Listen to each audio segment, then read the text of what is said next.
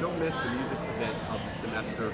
Looking forward to the end of the spring semester, Ryan, and it is now time for our special guest coming up, at least in a minute or two. We'll get Coach Ferrante on with us. But Ryan, just quickly here, the vibes at the Connolly Center, football players saw them when I was coming in. It's such a great day for such a great event.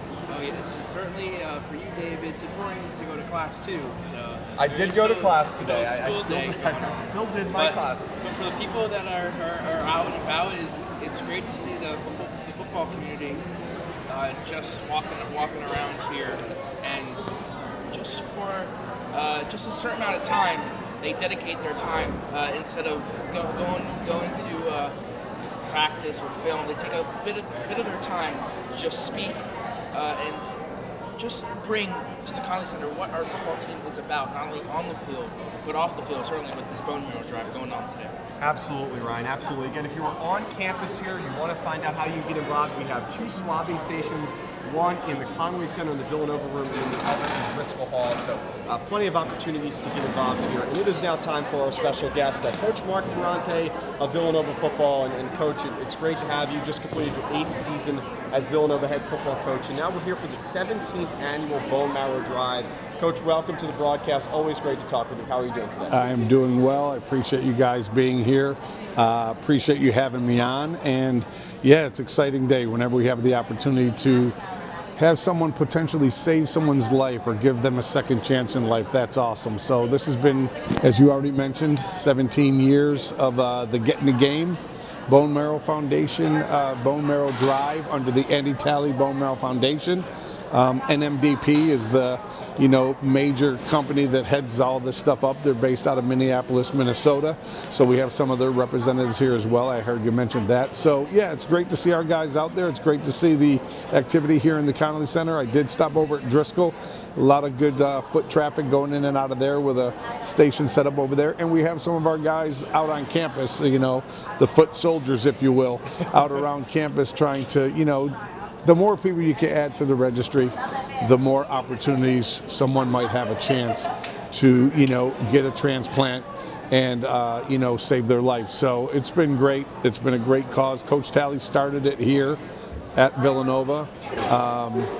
I don't know how deep you want me to get into the whole thing. I don't know if you have any other questions. I don't know if you have any questions for me, so I don't want to be redundant, but, I was just informed today from the people from NMDP and then Karen from Coach Talley's foundation that we have had 2 donors from these drives that we have on our campus within the last week. Wow. We led the country last year. We had 11 donors from Villanova Drive that we have on campus last year, and they told me they are now over 360 colleges and universities that run drives on their campus, primarily this time of year in the spring. And we are now up to 85 donors from the Villanova drives that we've had over that 17-year period. So that's impressive. 85 chances to save someone's life. There's a difference between a match and a donor, right? We have a lot of people that match, and then they have to go through the second phase to see if they are a perfect match. A 10 out of 10 is what they look for. There's 10 things they look at to see if you're a perfect match. Sometimes it's an 8 out of 10 or whatever, and that might be the best recipient, or that might be the best donor for whoever needs it. But if you can get a 10 out of 10, that's great. But they still probably, in the number of people we have added to the registry each year, I think it's 50% or even a little higher of some people that don't go through the end and actually donate. So we're adding a lot more to the registry, but we need to be adding more donors, not just numbers to the registry to say, hey, we've added 3,000 people, but only 30 of them have decided to, actually go through with it. So those are the numbers we're trying to improve on through Andy Talley Foundation and through the NMDP, just to educate everybody a little better and say, okay, we'd love to add you to the registry, but will you receive, when you receive the call, will you answer the call? And go from there. So that's kind of the message we're trying to get out there this year. Well, thank you for that background, Coach. I had the opportunity to talk with Coach Talley earlier this morning, and talk about how he started this and really grew it here at Villanova. But how vital was it for you to continue this tradition with the Bone Marrow Foundation?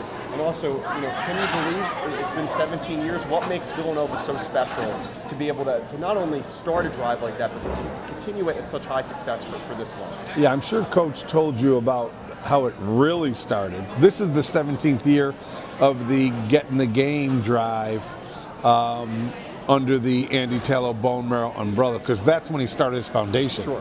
We were doing drives here probably 10 to 15 years prior to that. And so it all started here. Coach probably told you the story. Carol probably told you the story. It's all the same story, right? Coach was driving into practice one morning and heard on the radio that, the blood cancers, the leukemias and things of that nature are curable with a bone marrow donation, or more curable, obviously, but there just wasn't enough people on the registry. So Coach said, you know what, I have 90 healthy football players and, healthy coaches, and we're all younger at the time, obviously. And so we tested the team. That was year number one. I don't recall the exact year, but it was probably somewhere around 1992.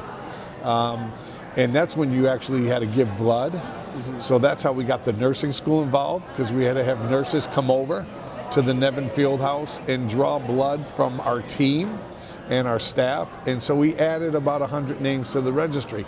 And then we get to the next year and Coach is like, wait a minute, I only have 20 new players. Everyone did it last year, and now the sophomores, juniors, seniors have already been added to the registry. I only have 20 new people. So that's what gave him the idea, let me do a drive on campus. And our first year we did like 200. Our second year we did over 300. And then he's like, you know what? College football can make a difference. So he went to Coach Bagnoli at Penn at the time, Coach Larry Ciotti, who was Coach Talley's roommate when they played college ball. He was at Yale at the time. So he called them and said, would you guys, through your football program, be willing to do a drive? So that's how it started spreading. And then, it went from Villanova to, some of the local schools here to some people we know, and now it's over 360 colleges and universities. Not all just football, it's expanded into other sports, but a lot of it, I think there's still 260 to 270 football programs that run a drive on their campus, just like we're doing here today. And that's kind of how it's grown from when we first started. So to keep it going, it's a no-brainer. It's easy, right? Number one, it started here at Villanova. So how can the school that started the whole Get in the Game program under NMDP and under the Andy Talley Foundation, how could the place where it started not be involved, right? That's a part of the reason, but a bigger part of the reason is it's Villanova.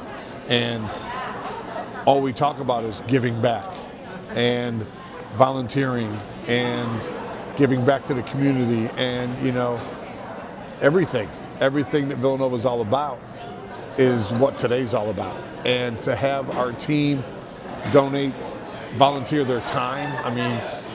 I hope all our guys did what you did today and went to class. I did, yes. I hope our guys went to class. I know you got here. Ryan just said something, well, good for you. You got here now because you had class thing, but our guys are going to class as well and then volunteering time outside of class. So I can guarantee. There you go. There you go. So that's a good thing. But, first of all, I know Coach Talley, when he first started this program, he would start out by asking either our team or the audience he had at the time, whoever he sat in front of, how many people here know somebody or have a loved one who has been affected by cancer? And just about everybody's hand in the room would go up, right? So everyone has some type of relatable story or relative or something where. And then the next question is, if you were to have the opportunity to save someone's life who is suffering from cancer, would you do it? And unfortunately, when they get the call, some people are still saying no, but when you're in that setting and you're talking in front of a group of people, they'll all just shake their head and nod their head, yes, of course I would do it. And, so we got to keep it going. We're going to keep it going under the Andy Talley Bone Marrow Foundation. The Get in the Game is the name of this particular drive that all 360 schools do, and NMDP is the lead people in charge. Yeah, Coach, and again, for my third time being with the program and this great initiative drive that we're holding on campus, how important is it to, year after year have the same departments and include other organizations around what we're here for today, the Bone Marrow Drive, and how important is it to you year after year, each player, one of our own, Michael Benicasa, saved someone's life. Just how is it to you as a head coach of a program? How proud of you are all these players, all these players, getting them the resources and being out there just so that you can save a life. Right, no doubt. I mean, you already said it. It makes you very proud. The guys, and we talk to our guys all the time. You're not in our meetings when we have team meetings, Rye. I know you're out in the practice field, so maybe you hear what I say to the guys sometimes post-practice or something like that. I know you guys are busy doing what you do, but we talk all the time about being givers, not takers, right? Especially in today's society. Everybody wants, right? Everyone wants everything, and you want it instantly, right? Everything's instant gratification. So we try to establish the attitude of gratitude within our team. We try to talk about giving back, and giving back isn't strictly giving something, meaning something material. You don't have to give money to give back. Giving your time, like our guys are doing today, and like the people that are volunteering today. The people from SNAP, they've been with us from day one. Like I said, when it started, there was a blood draw. So we needed the nurses to be involved at the beginning because they had to come in and draw the blood. But now they've always just, Carol Weingarten and all the people that have stayed partners with us throughout this whole thing has been tremendous. Allison Vanella in the athletic department, Allison, Erica, and Kendall, they're the ones that, Allison's the director of student engagement and all the things we do around campus, student development. So she gets volunteers, whether it's going to Ithan Elementary School, whether it's going to Radnor Middle School. We established with football, Radnor High School. We have a mentor program now established with Radnor High School. So we have some of our players that have signed up for that to mentor some of the local high school people. And Villanova, how about in the fall? We can't participate because it's during the fall, we have game, but how about just the Villanova Day of Service that they have every year, where just about every student on campus goes and does something either locally or somewhere in the community. So it's what it's all about, so it makes you really proud that they're listening, because our guys, when Allison and Erica need somebody to go read to the kids at Ithan Elementary on Dr. Seuss Reading Day or whatever the event is that they have set up, Read Across America, logging hours for that.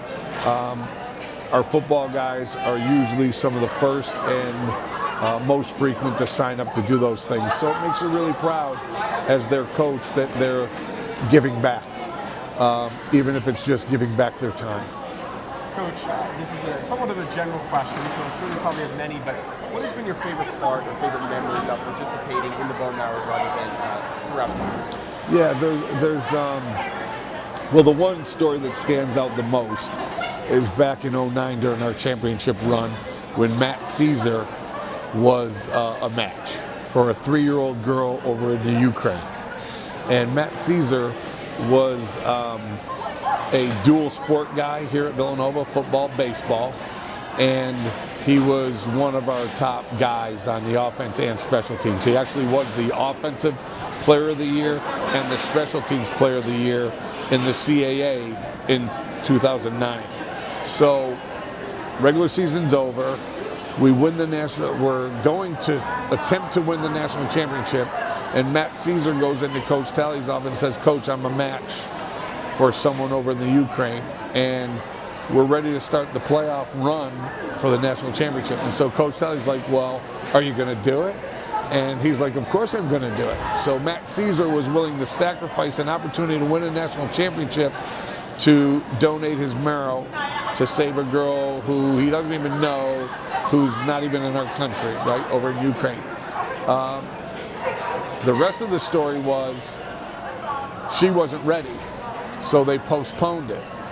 So Matt Caesar plays in our playoff run. We beat Montana in the championship game in '09. He was the MVP of the game. He scored at least one touchdown, maybe two, I can't recall, but he was the most MOP, most outstanding player of the game. And then we get to the spring, and now he's playing baseball. Like I said, he was a dual sport athlete here, and he's playing baseball, and now she's ready. So he missed, I think, 2 weeks of baseball season, which in a baseball season, that's not just 2 games. That's multiple games. And then to make it even more dramatic, if you will, his first at-bat after donating to save this young girl's life in Ukraine with a bone marrow transplant, his very first at-bat, coming off of that probably 2 weeks, was a home run. Wow. And then E60, you could probably find it somewhere, E60 did a story on that. So that's probably one of the ones I remember the most, just because of all the events that tied into it. And Caesar ended up going and being, as you know, on the Chicago Cubs World Series team. He chose baseball over football because why not, right? longer career potentially, and you know, he was actually a projected 3rd to 4th rounder in football. And he was training for the Senior Bowl, and then the Cubs went down and met with he and his dad, his agent, and I guess gave him an offer he couldn't refuse. So he never got to the Senior Bowl to see where he would be drafted in the NFL. He ended up playing Major League Baseball for a number of years. Definitely turned out well, though, for Matt. Turned out really well for Matt. And I don't know if you saw the opening commercial for MLB baseball last week. There was a whole commercial for MLB baseball, and they were doing things, and there was a guy who walked in with a bat, and he was hitting. They're showing like paintings and things. That was Matt Caesar. Wow. Matt Caesar. Go look at that. Go look at the opening day week at the commercial for MLB. Wow. Yep. And I remember him was here on one of our broadcasts when I was here a couple of years ago. It was just great to catch up with him, and just I think I remember being my brother. I was talking to an MLB player, but he was also had a great significant impact on our program. So it was great to see like his mind switch after winning the 2009 championship with against Montana with Villanova, right, to switch the baseball things. But as we were here today, the main theme on campus is bone marrow and our players being here. But for you, what's your most favorite part of participating in your own stuff as leader of our program? Yeah, like I already stated, it's just getting our guys to understand the importance of an event like today. You know, and it doesn't have to be today's specific event, you know, so just to get them to be able to go out and talk to people, right? It'll help them down the road when they have to walk into an interview or, you know, go help out at a different charity event or something like that. So, you know, I just love seeing our guys and their interactions with everyone else. I tell our guys all the time, right? I don't think they listen all the time, but I tell them all the time, you know, when you're out on campus or you're over in your dorm, whatever, whether you're Commons, whether you're freshman down on South, whether you're over on West, you know, don't just always be in your little pods of people, because you're going to be with each other and they're going to be your best friends and they're going to be the best men in your weddings and all those things. But you know what? Try to get to know other people. Don't walk around here with the blinders on. Don't walk around here with your hoods up and your iPod, you know, iPhones on and all that stuff. Go around and talk to other people. And number one, it's going to help them for later in life to be able to communicate, interact, and so on. Number two, if other people get to really know our guys, they're not all as intimidating as sometimes they may look. They're actually good guys, you know, so, you know, I'm not sure what the overall and overarching reputation of our guys are across campus, to be honest, because I'm not across campus that much. But, you know, I hope they're at least presenting themselves and our program well throughout campus, and then just to watch them do what they do today, and that's going to help them later in life. You know, communication skills are huge, and I think we're losing that a little bit today because everyone has their headphones on and their eyes on their phone, even when they're walking. You know, I'm surprised more people don't bump into each other when they're walking from class to class because, you know, it's not just our guys. A lot of people have their head down. And I tell our guys, hey, don't just try to get through this school 4 or 5 years with your head down. Oh, get your head up, take the blinders off, because there's a lot of opportunities out here for you outside of our program. And today they get to do that. They you know, we kind of force feed them a little bit to do that, but they actually are out there and it's going to help them. Some of these guys are going to go out and get sales jobs, you know, and this will help them be able to do that, maybe a little more, get a little more comfortable doing those types of things. So just like watching our guys interact with other people outside of the locker room, off the practice field, that kind of thing. That's a great perspective, Coach. And, you know, obviously the main focus today is to be the match, Marrow Drive. There's also a season coming up in a few months, and sooner rather than later, we'll be in Ocean City for the practice. You know, after winning 10 games last year and making the FCS playoffs, getting to the second round, how are you and the team planning to take last year's success over this season? I know there's, you know, a lot of changing parts and new players coming in, but you know, how are you planning to take that success and continue really not just what was last year's success, but what has been success now for many years, continuing to build? Yeah, that's the hardest part, right? Trying to get there is hard. You know, trying to win double-digit games a year, trying to win a national championship. You know, the goals are the goals, right? And we try not to have result-driven goals. We want to have process-oriented goals, right? So it's more of a, you hear us coaches do the coach speak all the time. Let's go 1-0 this week. And, you know, James Franklin says it up there. He posts it all over social media, 1-0, 1-0, and puts Michigan State or wherever they're playing that week.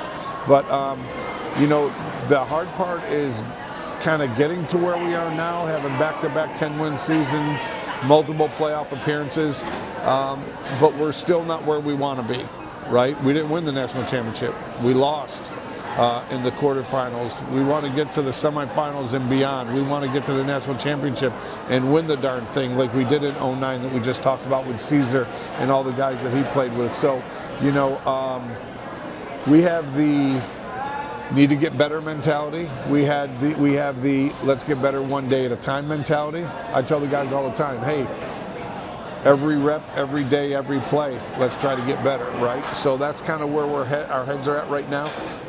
Getting to where we are is hard. Staying there is even harder, you know, because now people will be gunning for you a little more. You're not sneaking up on anybody when you have an opportunity to, you know, be one of the top whatever number of teams in the country, whatever rankings are. They don't mean a lot to me, to be honest. We just want to try to be the best version of ourselves.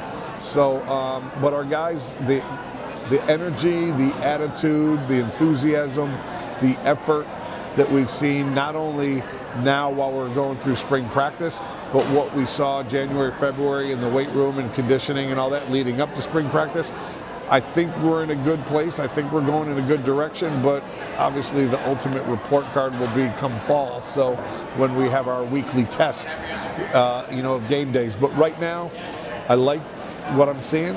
Our coaches like what we're seeing. We're pushing them. They're pushing each other. They're holding each other accountable. And, you know, we'll keep our fingers crossed that we can stay healthy, because that's, you know, one of the things you can't control. And that happens sometimes. If you get hit with the injury bug and you have too much of that in the wrong positions, then it could turn things around pretty quickly. But we've been fortunate enough to stay healthy so far in spring and come out of last fall pretty good, so we're hoping that'll continue moving forward. But we're excited about finishing the rest of our spring practice. Then they'll get some downtime, obviously heading into finals, and get a little bit of time before they're back here for summer training. And then, as you mentioned, when we hit August, we're back in you know, preseason practice, and like you said, be down in Ocean City. Weather's going to be much warmer than I think. It's a little warmer. I mean, now. I'll tell you what, though, we've been blessed. We've been fortunate. It hasn't been too bad for us. You know, it's kind of crazy. It goes from 75 to 45 all in a day's time, but it's all good. We've had much worse spring practice weather in past years, so I'm not complaining where we are right now. And to highlight the offseason, we just had our football banquet and highlighted the seniors. But what happened just last week was the NFL preview day. I know we talked off air about how everyone did, but how would you, as leader, see guys like Ice and Bell and Watkins and Smith, you name it, go through that NFL draft process and take a step up from the college level? Yeah, no, it was good. We had our pro day, as you stated, a couple Thursdays ago, the 27th, last Thursday, the 27th. We had our banquet on Saturday, the 29th. A lot of scouts were there. The Eagles facility, we went to the Eagles indoor facility to have our pro day because you can't predict the weather around here, as we just said, this time of year. So that's great that they allow us to do that and go in and use their space. But our guys did well. I mean, Ice improved himself because he ran faster down there than he did when he was out at the combine. He was able to do all the positional drills, which he was unable to do at the combine. So I think Ice opened some people's eyes. Bell really did well. Brendan Bell really did well. I heard from his agent already because I think the activity that his agent has been hearing since our pro day regarding Brendan has increased. I actually got a call, a text communication from one of the head coaches in the league regarding Brendan Bell. So, you know, when all the scouts were coming through in the fall and asking us about Bell, obviously Ice was the guy who was on the radar earlier and probably more than Connor and Bell and some of the other guys. But when they would ask me or any of the coaches about Bell, our comment would be he's probably the overall best athlete on the team. He's just good at everything. You know, scored a couple touchdowns. He's just good at last year. everything. I mean, how many people score an offensive and defensive touchdown in the same game? And nonetheless, it came in our rival game against Delaware. So he had a 38-yard interception return for a touchdown, and then had a 6-yard carry on offense for a touchdown. So, you know, he's good at everything. He'll beat you in cornhole. He'll beat you in horse. He'll beat you in one-on-one basketball. You know, he's just a really good athlete. So at the pro day, I think what really helped him is he was the second fastest 40-yard dash behind Ice. And he weighs 230 pounds because he's a linebacker. And there was other guys that were DBs and wideouts, and he ran faster 40 than the other guys. So I think that really helped him. The other thing he did, there was no other linebackers there this year. He was the only one, but there was a handful of DBs. So he did drills he did DB drills and looked pretty good doing them at 230 pounds. And then when Connor was throwing to the wideouts, you know, Dev Smith and Hayek and some of those guys, and TD came back and TD did some routes out of the backfield and all that, so did Bell. Bell went and did some of the route running and pass receiving, and he caught the ball really well. So I think Bell really enhanced his opportunities at the next level. Just the fact that he ran as well as he did shows his, you know, multiple things that he can do at 230 pounds. He'll be a solid special team player, minimum, he'd be a solid guy to take on special teams. So, but roster spots are so limited at that level, it's hard.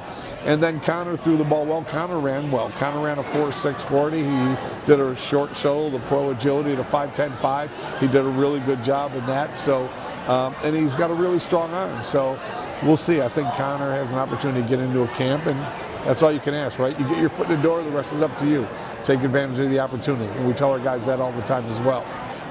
In the offseason, you guys signed 32-year-old punter Luke Larson from East Carolina. Oh, you got that, huh? That made it all the way to you, huh? We've had some very interesting stories. Last year, of course, Lucas Kopecki, who right. you know, not transferred, but you know, was a lacrosse player and then went over to play football, had a successful season. So it seems like there's beginning to be a track record here with maybe not normal stories, you would think, or normal track lines to football. But what can you tell us about Luke Larson and kind of how he ended up here at Villanova on our football program? Well, what is normal? Right. That's a great point. What is normal? What is normal these days? And who wants to be normal? Right. Also a great point. Let's be different. Let's be different, right? You know what I'm saying? So, you know, yes, Kopecki, awesome story, and he's back. You knew that, right? We petitioned the NCAA for a 6th year for him, so Lucas Kopecki's back. Shannon Pierre, another great story, which we didn't talk about, we talked about last year, is graduating from law school this spring. He was on our team the last 2 seasons, Shannon Pierre, and now the young man, or the gentleman you're asking me about. I don't know if I can call him a young man because he's older than some of our coaches, but yeah, Luke Larson. So Luke it's awesome, right? So we felt we needed to add some depth and some competition at that position.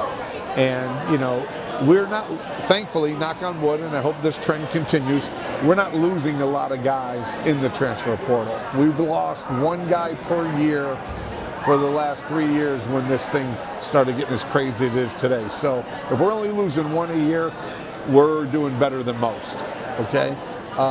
And we're bringing in about 5 grad transfers each year. So we were looking in the transfer portal for someone who could potentially be a punter, or if not, come in and be the guy that at least come in and be competitive and put competition on, you know, the guys we have in the program, Danny Mueller, you know, from the punting perspective. And we stumbled on Luke Larson. He's at East Carolina University, ECU. He's been their punter for the last at least 3 years, if not longer. He may have been there his whole career. The reason he's so old, he just started later. You know, it's not like, you know, wait a minute, is this his 10th year of college? Like a full decade like you know, like some of these other guys are getting 7 years, 8 years, 9 years. I don't know how they're doing that. Ooh, we struggled to get Kopecky his 6th year. But, you know, but Luke he's from Australia, so he's an Aussie. So that seems to be the trend the punting game is going. How many people in the United States college athletics have Aussie punters? It's something that's talked about a lot, right? And I'll share a funny story with you about a conversation I had with Luke regarding all that. But the reason he's that old is when he was home and thought about maybe giving it a try, his dad has his own business. They were struggling a little bit, so he decided to stay home to help his dad with what they were doing back in Australia. So he postponed his college search in his interest in college. So then everything got up and running, everything is going better and all that. So then he goes, you know what, I want to give it a try. So that's how he ended up. He's had a really good career at East Carolina. I don't know if you looked up his stats, but he's had an interesting career. I think I saw a post that East Carolina put out. The top Division I FBS punter wins the Ray Guy Award, and he was a top 8 finalist for the Ray Guy Award, which is saying something, you know. So I said to him during the recruiting process, you know, and I'm trying to learn myself about, after I got past, why are you 32 years old punting in college? I asked him about, okay, help me out with why are Australians so good in punting, and talk to me about, you know, the sky punt and how you know, because everyone says, does he drop it regular, or does he do the Aussie drop, right? They hold the ball differently, and everyone's wondering the Aussie drop. And he doesn't, so when you try to pin the ball in the end zone, you're at midfield, so you don't want a 50-yarder, it just goes in the end zone, you want to pin them inside the 10-yard line. So I said, okay, Luke, enlighten me. And I hope I'm not sounding ignorant, but I have a question to ask. What's up with the way you guys are able to punt it and get it to stop inside the 5-yard line? The way you hold it, well, and here's his response to me. He goes, Coach, we don't consider it punting. We consider it passing. He goes, we all grew up playing Australian rules football, and if you've ever watched that, they run with it, and when the defenders are approaching them, they kick it to their teammate and all that. He goes, so Coach, when my dad at age 4, 5, and 6 years old said, let's go out and have a catch, we kick a ball back and forth, and we pass it to each other. And he goes, and if I wasn't accurate, if I wasn't hitting my dad in the chest with my passes every time, which he's kicking, my dad would quit. He goes, so he doesn't pin punt it. He tries to pass it / punt it to a guy on his team who's running for coverage, as opposed to just trying to get the guy who's receiving it to maybe fair catch it. So I thought that was pretty interesting. And he says he can tell if they're rushing, because he's used to people running at him, like the rush. He goes, so if they're in safe, he'll hold it a little longer to let the coverage team get down further. And then he goes, if I can tell they're coming and trying to go for a block, I'll get it off quicker, because I know, he goes, the guy in the end he goes, the guy on the edges, you don't have to block them. They'll never get there. I'll get it off. I'll get it off before they get there. I'm like, sounds good to me. That's all you need to hear. We'll protect the inside. You handle the edges. We're in good shape. So, yeah, that's how it happens. So he's all set. I talked to him yesterday via text, and he already he's going to be living off campus as an older guy and all that. He already has where he's living for next fall, summer and fall. So yeah, we're excited about getting Luke Larson in here. Yeah, and you talk about new additions, but for our own, we retain players such as David Abbott, Ragland. How are you impressed with them in spring practice now that they're coming into their own? Ragland being an upperclassman now, Right. David having a freshman season that he is transforming into a sophomore, he could potentially be, if not a good season, but better season than that. Yeah, right. I mean, that's never predictable. They're both having good springs. Our philosophy in the spring, we practice more like we're a little conservative. We're not taking guys to the ground and live tackling 11-on-11 situations. We're trying to handle the fundamental skills and drills and get better from reps and all that stuff. But those guys doing a good job. David looks good. Rags looks healthy, because that's really what gave David his opportunity. Rags rolled an ankle. Rags was CA Rookie of the Week 2 weeks in a row, and then rolls an ankle, and next thing you know, David's the CA Rookie of the Week and then Rookie of the Year. And that's what we were talking about earlier, right? When the opportunity presents itself, be ready for the opportunity. Don't just be waiting for your turn. And so they're both doing a really good job this spring. Let's hope. You hear other people, sophomore slump. Let's hope David doesn't get into a sophomore slump, but he's still working hard, and I like everything that those guys are doing, along with Jabril Mace, along with the other guys that are back there, Isaiah Wright. So that's a good room right now. None of them are seniors, if I'm thinking off the top of my head, so we'll have them all back for 2 more. Knock on wood that we can hang on to people these days, but like we just talked about, we're doing okay there. But those guys, the running back room's doing well. We got the competition at quarterback with Connor graduating. That's a position that's a little more open. All 5 starting linemen from last year are back, plus guys that got other experience, so we got competition there. So the 2 positions that I don't want to say are most concerning, because they're concerned about all of them, right? Like we already talked about earlier, getting there is hard, staying there is even harder. So let's make sure nobody's resting on their laurels. Last year's in the rearview mirror. Let's move forward. But the quarterback position is something we got to get solidified, and then the secondary, because that's where Ice and Goodman and Mims and Ty Trin and Potter. There's 5 guys that all started together for 3 years plus, if not 4.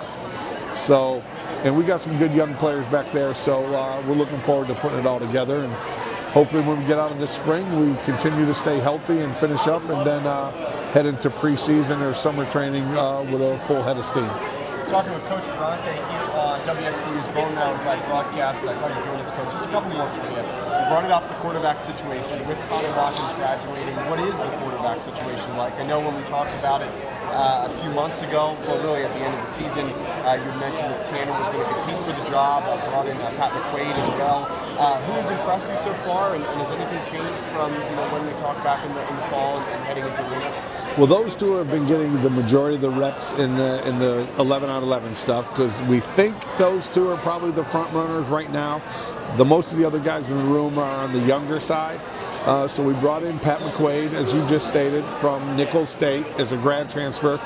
Tanner's been in the program for 3 years, so he probably has the edge up on all of them from a knowledge perspective, just from being in the room longest and learning and hearing from Coach Bowden over those 3 years. So right now it's still pretty tight. It's pretty head to head. I mean, it depends what day it is. I think one day one guy will look a little better than the other, and then they'll flip the next day. Sometimes it'll be in the same day. Just first period it might be one guy, the next period the other guy might have a little bit better go at it. But it's competition, which is what you need.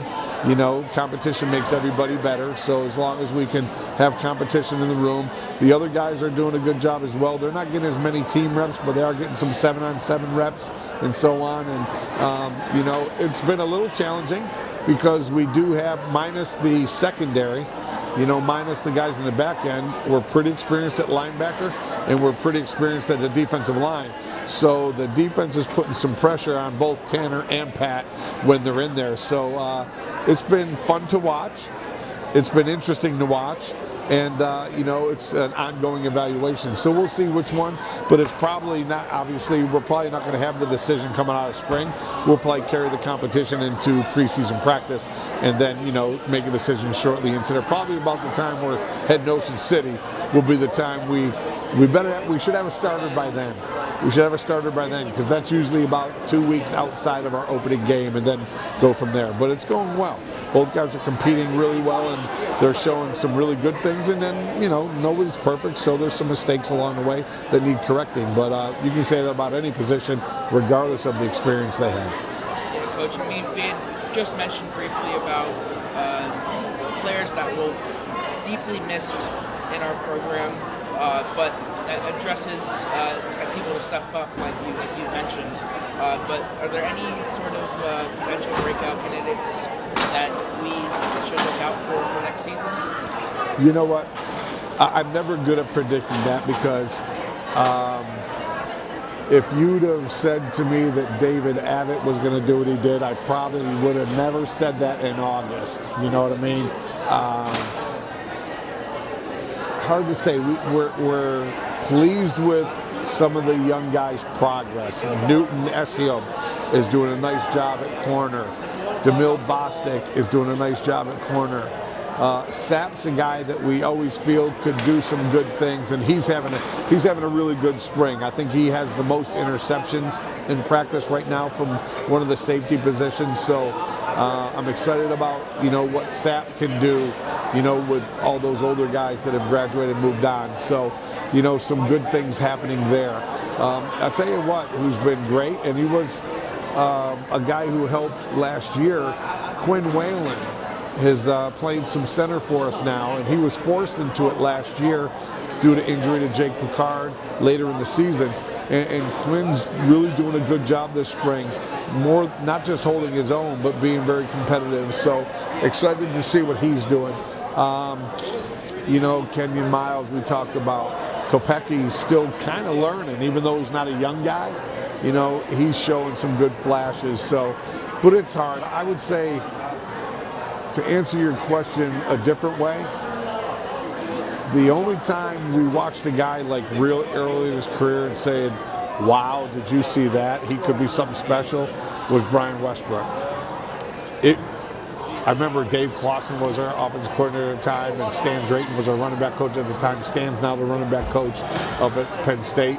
And Clausen just retired from Wake Forest head coach. But there was times in August practice when Westbrook was a true freshman, we looked at each other like, did you just see what I saw? So he was a guy that kind of jumped out early, but it's hard to predict some of those other things, So some of the names I just mentioned are guys that, have had a good spring, but I think spring's been going well for the majority of the teams. So like I said, the key for me in the spring is show some marked improvement in areas and stay healthy. And we have 6 more practices to try to do that, so hopefully that'll continue. Eden Howard is waiting, so I'll wrap it up. But briefly here, Coach, the 2025 schedule came out the other day with the official times. Chance to go to Happy Valley. What does that mean for you guys? How much are you looking forward to just the whole season as the whole schedule as a whole? Well, I know everyone gets excited about that Penn State game and go up there to Happy Valley. We played them in 21. We were pretty competitive in that game. I think they're probably a little better now than they were in 2021. So we'll have our hands full, but our guys love playing those games. From my perspective, whether it's 95,000 people sitting behind us or whether it's 9,500 people sitting behind us, I don't really pay attention or notice the difference, to be honest. So, but I know our players love playing those FBS games, those step-up games, because a lot of our guys feel they can play at that level and want to try to show it on that bigger stage. But focus is going to be on the opener, right? Focus is going to be on the Colgate game. We lost the opening game. We don't open up until September 6th now, which is 6th or 5th, whatever that Saturday is, against Colgate at home. So we encourage everyone to be up there. Hopefully we can have everyone and have a great turnout. Usually Opening game's a great turnout, and it's an evening game, so sometimes that helps, especially with the students. So let's get them out there. And then we go to Penn State. We were supposed to open up the week before against Morgan State down there, but they went and wanted to go make some money and get a guaranteed game, so they went and got a Division I opponent for that first week. So we're only playing 11, so we'll start a week later, but real excited about the fall, but again, more focused on the spring right now. Well, thank you so much, Coach, for joining us. And I will say, because again, don't want to jinx it, but Villanova 4-1 in the last 5 games against Penn State. So hopefully we can keep it up this year. Happy Bill. I think that should be said more by the football program. But thank you so much, Coach, for joining us. As always, a pleasure to talk with you, and I look forward to chatting soon. See you in Ocean City very soon, and looking forward to it. Appreciate it. Thanks again for being here. Appreciate you having me on. Of course. Thank you so much. Coach Ferrante, everybody. Appreciate it. Ryan Scanlon.